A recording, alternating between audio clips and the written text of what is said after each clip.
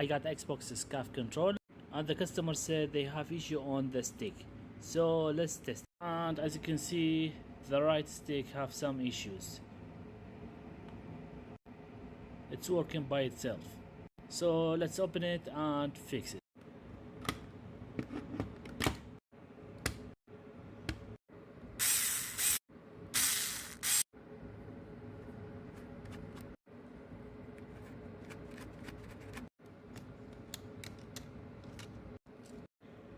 Just be careful with this ribbon cable.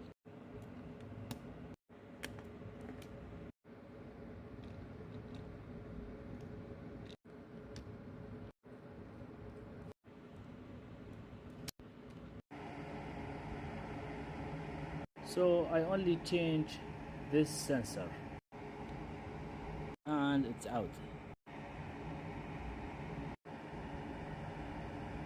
Everything should be good. So let's return all the parts back and test.